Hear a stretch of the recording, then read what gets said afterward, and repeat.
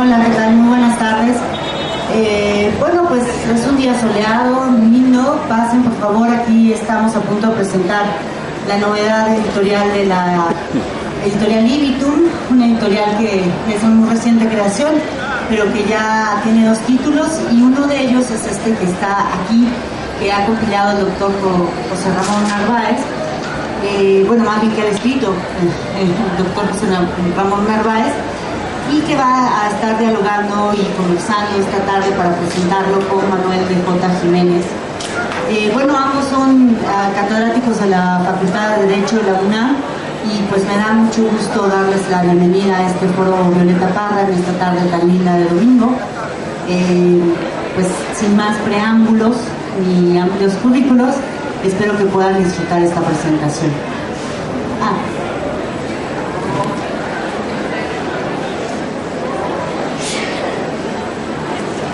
Bueno, pues muchas gracias a Jocelyn Pantoja y a la Asociación de Escritores de México, la Feria Internacional del Libro del Zócalo, por este espacio. Como bien se les adelantó, se trata de la presentación de un libro de José Ramón Narváez, quien es académico de la Facultad de Derecho, es investigador en el Tribunal Electoral de la Federación, y quien también busca ver el derecho desde una manera diferente, con otra óptica, de una forma crítica, de una forma lúdica. En fin, yo voy a pasarle inmediatamente la voz a él para que se hable un poco de este contexto del libro Necroderecho. Adelante, José Ramón.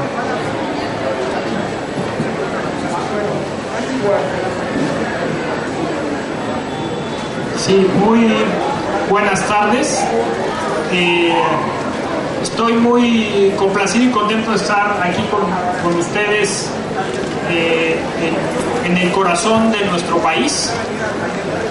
Y como les decía al principio, les voy a proponer un ejercicio de descomplicidad, y me explico qué es este asunto, ¿no?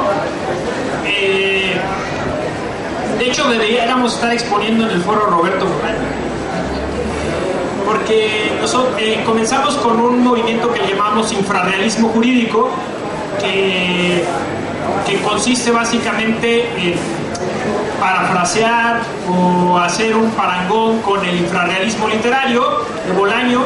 Y en la Facultad de Derecho, varios colegas, algunos de manera directa y otros como Manuel, como simpatizantes, empezamos a generar estos ejercicios distintos, porque nos dábamos cuenta que el derecho y el operador jurídico y la ley tenían que cambiar para poder lograr hacer algo distinto, porque desgraciadamente en este país muchas de las muertes se dan por el derecho. Y esto es escandalizador, o es algo terrible, es una tragedia, porque el derecho está para generar justicia social, el derecho está para garantizarnos nuestras libertades, pero hay un dato muy interesante: el 80% de las muertes violentas de este país se originan a través de una estructura de gobierno, de una serie de leyes, de una serie de autoridades. Las autoridades están al frente de muchos de estos asesinatos. México es el segundo país en muertes violentas. Estamos en cálculos muy cortos, muy, vamos a decirlo así, muy rosas.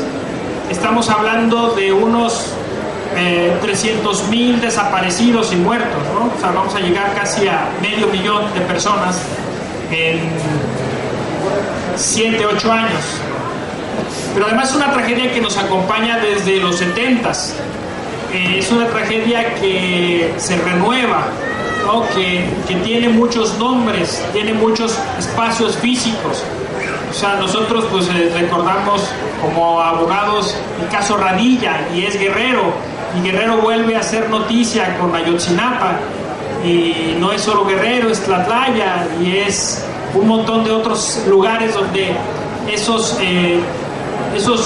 rostros, a veces son cuerpos sin nombre, a veces son nombres sin cuerpos, y todo eso, insisto, bajo una estructura que no se da cuenta de eso. O Es decir, el primero que no se da cuenta es el operador jurídico, cree que es parte de su trabajo. Y el estudiante de Derecho, el profesor de Derecho, cree que eso hay que obviarlo, que hay que esconderlo, que no hay que decirlo, que incluso es un ataque hacia la institucionalidad o es una falta de deslealtad denunciarlo. Es un título como necroderecho, pues es un título no solo provocativo, es un título que podría parecer una contradicción, una inconsistencia. Insisto, si el derecho debiera servir para cosas buenas, ¿cómo es que sirve para eso? Y en un país que además tiene una cultura relacionada con la muerte, aquí muy cerca está el Templo Mayor, donde había una idea sobre la sangre como un alimento o como un motor de la vida.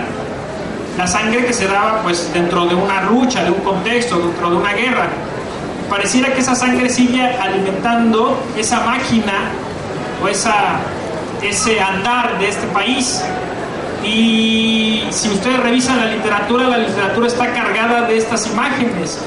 Nos referimos a Rulfo, donde por ejemplo no se distingue entre esos muertos vivos, esos vivos muertos, y hay una simbiosis entre esos dos mundos.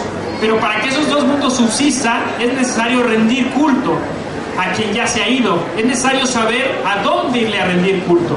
¿Cuál es la tragedia de nuestro tiempo?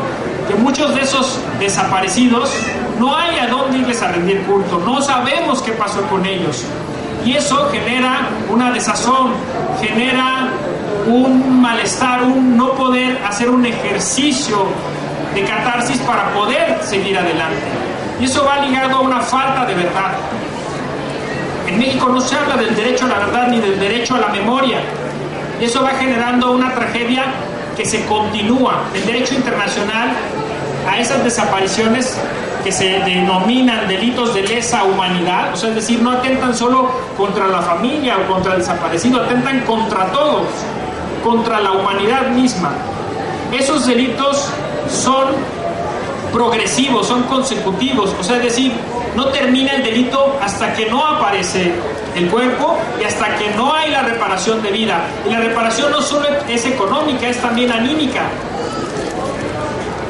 No hay culpables por esos delitos, no hay procesos incoados por esos delitos, hay verdades falseadas, hay 5, 6, 7 verdades, lo que impide saber cuál es la verdad, obviamente, ¿no? Entonces se convierten todas en algún modo en mentiras o verdades parciales que son mentiras.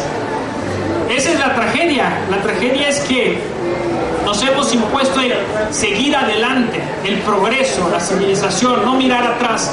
Eso es imposible. Como seres humanos tenemos forzosamente que cerrar el ciclo.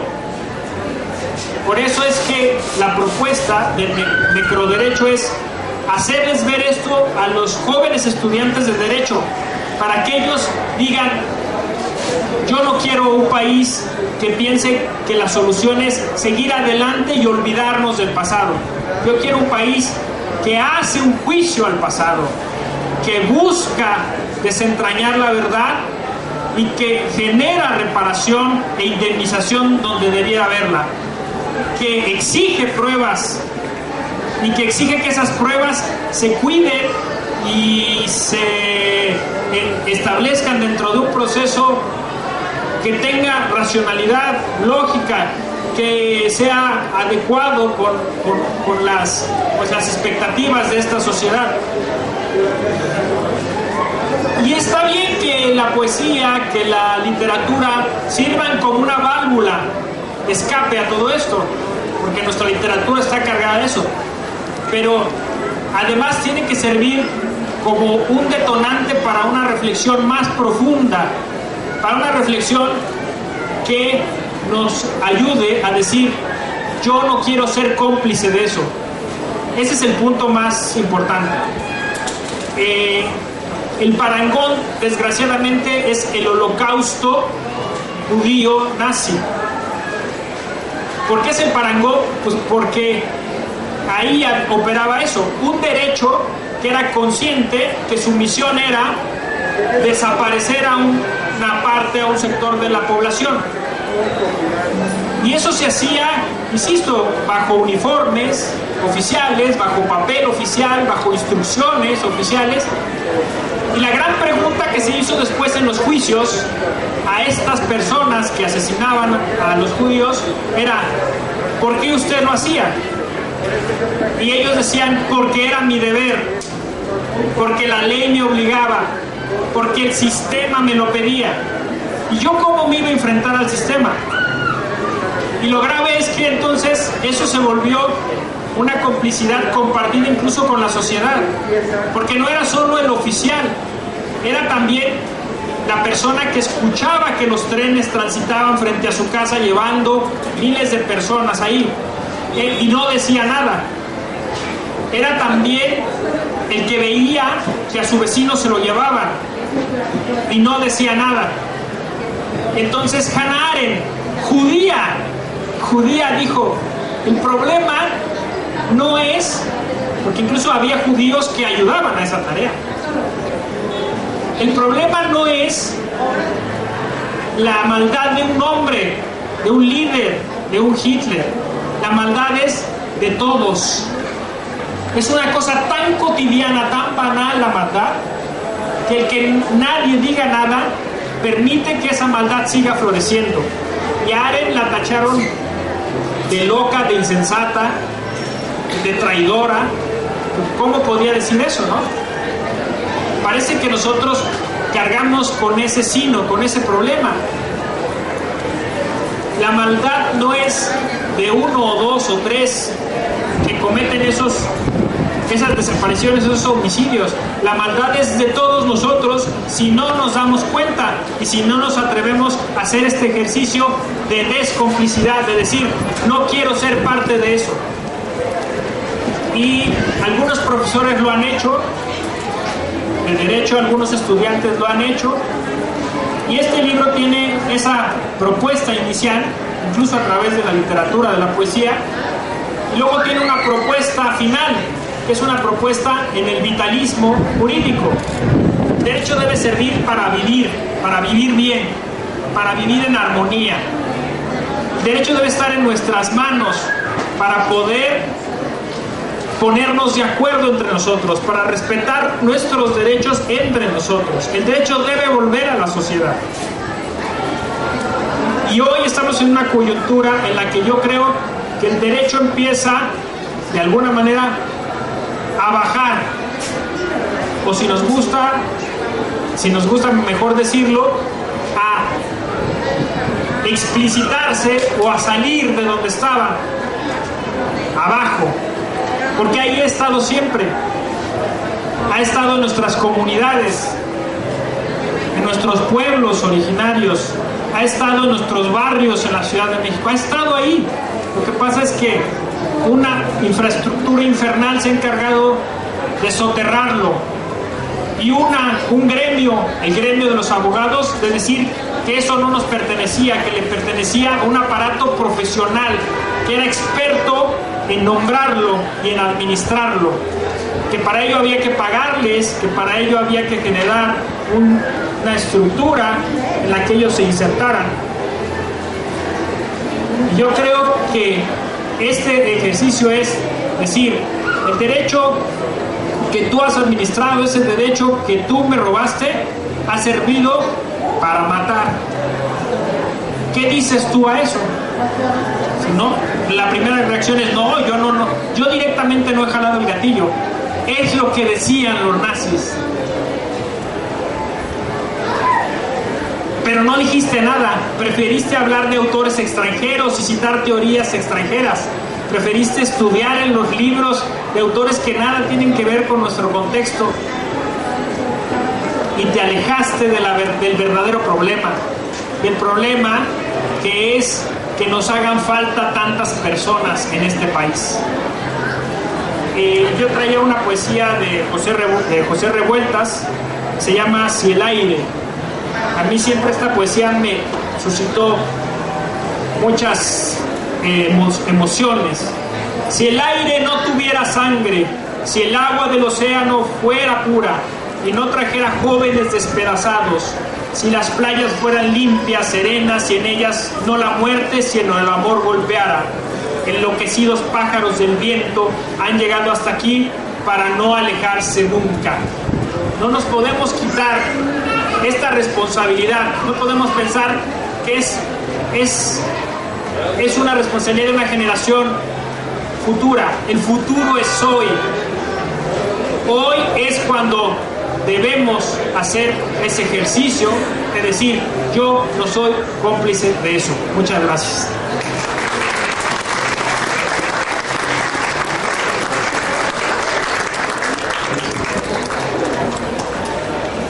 Muchísimas gracias, José Ramón Narváez, por estas palabras, por esta introducción panorámica a lo que es el necroderecho, que creo que nos traspasa irremediablemente a todos nosotros como habitantes de este México que se está desgajando en muchos sentidos. Nuestro autor tiene compromisos, se va a tener que retirar. Sin embargo, pues le reiteramos el agradecimiento y le damos un fuerte aplauso.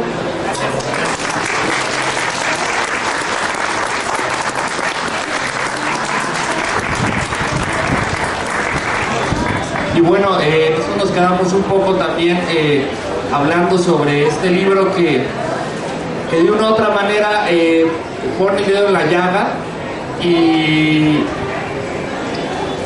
con este ideologismo necroderecho hace que no solamente los juristas, sino la gente que estudia ciencias sociales se dé cuenta que los problemas no son tanto sobre la judicialización de los derechos.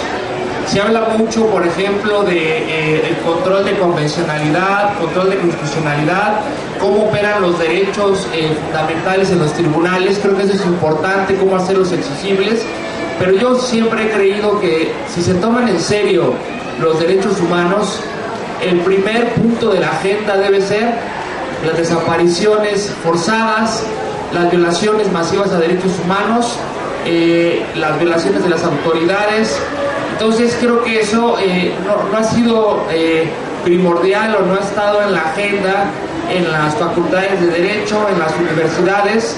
Y este libro precisamente busca girar hacia las problemáticas evidentes, hacia lo que es, digamos, inmediato, es decir, todo este dolor que tiene México, toda esta situación violenta que sufrimos día a día, porque a lo mejor podemos pensar, bueno, aquí a lo mejor en la Ciudad de México pareciera que no nos toca esa violencia, pero hemos visto cómo, por supuesto que aquí hay células narcotraficantes, existe la misma violencia que existe supuestamente en otros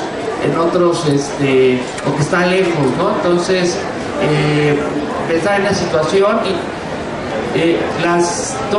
todo el aparato mediático que nos habla sobre ciertas noticias, sobre decapitados, sobre desaparecidos, también nos trastoca, ¿no? Se normaliza la violencia, como bien decía Jesús Urbina, y eso nos cambia radicalmente y modifica nuestras conciencias, ¿no? Porque ya encontramos más o menos normal o algo cotidiano que haya tantos muertos, que gente sea violada, que mujeres que salgan a la esquina no vuelvan, niñas, estudiantes de secundaria. Entonces creo que este libro puede servirnos para ver el derecho, normalmente que el derecho está del lado, digamos, de la institución, verlo del otro lado, ¿no? Regresarlo, como bien decía José Ramón, a la población, a la gente, a ustedes. Y que bueno, que también tiene que ver mucho con esta idea de la justicia transicional, ¿no? Esta justicia que no solamente está en los tribunales, que no solamente es que los victimarios o que los culpables sean sujetos a proceso, sino que también la sociedad pueda curar su tejido social, que la sociedad vuelva a creer en sí. Y es un proceso complicado, ¿no? Que lo vemos en varias sociedades latinoamericanas. José Ramón citó el ejemplo paradigmático del Holocausto, de la Alemania nazi, pero nosotros tenemos cosas más próximas, ¿no? Si pensamos, por ejemplo, en nuestra América, si pensamos en la dictadura argentina, en la Organización Nacional, si pensamos en lo que sucedió en Chile después del 73, pues son experiencias más cercanas a nosotras, y no decir de lo que está pasando aquí en México, ¿no? Donde realmente el estado de excepción, pues en vez de ser una excepción, se convierte en una regla.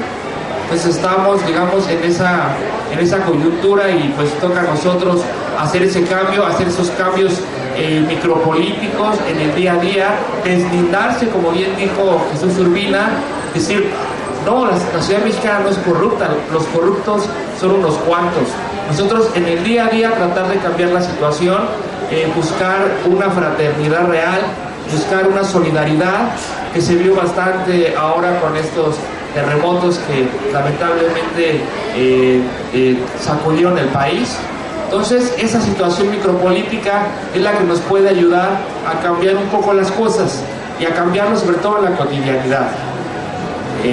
Sin más, pues yo los invito a que vean el libro, a que lo leen, a que se lo lleven, a que estén interesados, ayuden también a esta editorial que está surgiendo, que está publicando textos académicos de derecho y ciencia política diferentes, distintos, con otra óptica, y les agradezco su atención. Si hay alguna pregunta, algún comentario.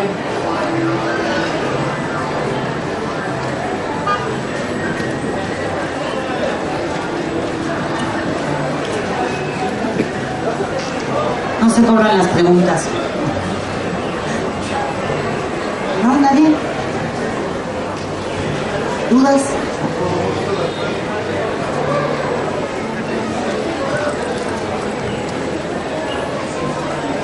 ¿Qué podemos hacer para remediar esta situación? Visitar,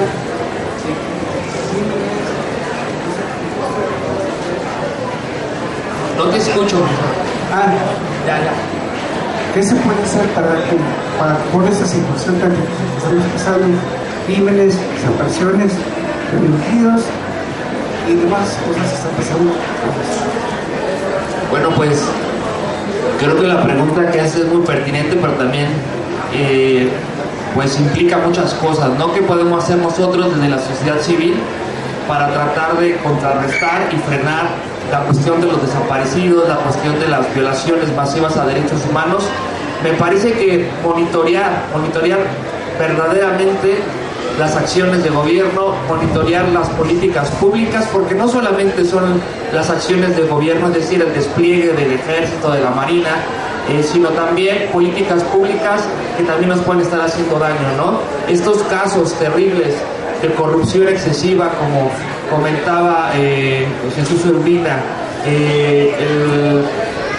esta de la gran estafa, por ejemplo, ¿no? De las más recientes, ¿no? Ver qué es lo que pasa, ¿no? Si en otras democracias, en otros países, eso es suficiente para que se presenten renuncias, y no solamente que se presenten renuncias, sino que la ciudadanía salga a las calles y que verdaderamente la presión sea tal que se orillen a estos funcionarios para dejar sus cargos.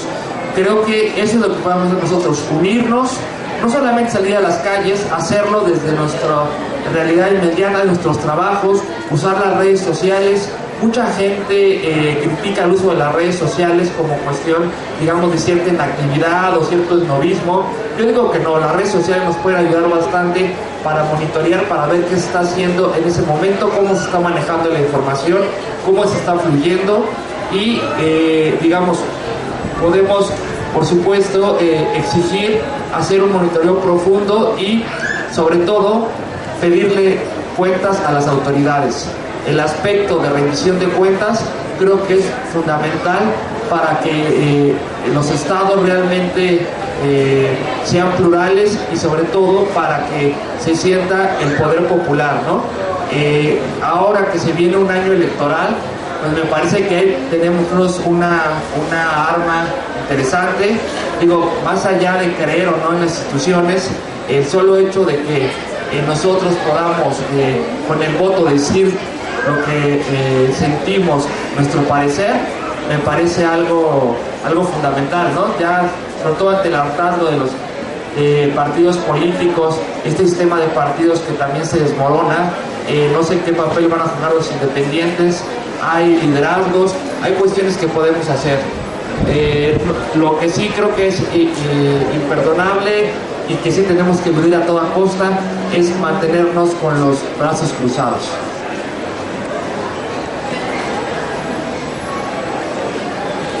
Y bueno, pues no habiendo más preguntas, pues nuevamente yo les agradezco, los invito a... Solo una opinión. Este libro, bueno, escucha interesante. El problema es que cuando uno llega a tener un problema y llega a los juzgados, llega al Ministerio Público, ahí es donde está la corrupción. O sea, uno trata de hacer valer sus derechos y la corrupción sale a la luz. Entonces, ahí, ¿qué hay que hacer? Pues, creo que nada, ¿verdad?, contra ellos, porque son más poderosos ellos que una persona sola. Gracias. Muchas gracias. Muy pertinente la pregunta, ¿no? De repente nosotros busquemos cambiar las cosas, nos topamos con la institución y sobre todo nos topamos con un aparato burocrático que nada nos ayuda. Yo creo que este es un problema, digamos, cultural, un problema de que a los servidores públicos se les olvida que precisamente ese poder que tienen es un poder delegado que viene de nosotros. Desde el presidente, por eso el presidente es un mandatario, porque tiene un mandato que viene directamente del pueblo, de la gente. Entonces a estos servidores públicos se les olvida esa vocación de servicio que realmente deberían de ejercer y deberían de cumplir. Yo creo que eso se puede corregir por dos vías. Yo creo que sobre todo con una cuestión de un servicio profesional de carrera que verdaderamente impulse esta idea de la ética profesional, de la deontología jurídica, pero también desde la formación de los profesionistas. Entonces, por eso, tanto José Ramón como un servidor tratamos que en las facultades de Derecho se cambie esto, ¿no? Que realmente vean todo el derecho en perspectiva, digamos, de justicia social, que vean los derechos humanos de forma transversal, y más ahora con la reforma de 2011, donde todas las materias del derecho fiscal, derecho mercantil, etcétera, etcétera, se tienen que ver en perspectiva de derechos humanos. Ahí formando a los estudiantes, a los que después van a ser ministerios públicos, después van a ser jueces, después van a ser proyectistas, creo que ahí podemos hacer el cambio. O a lo mejor me puede pensar que soy ingenuo, pero yo todavía creo que podemos cambiar desde la base. Muchas gracias.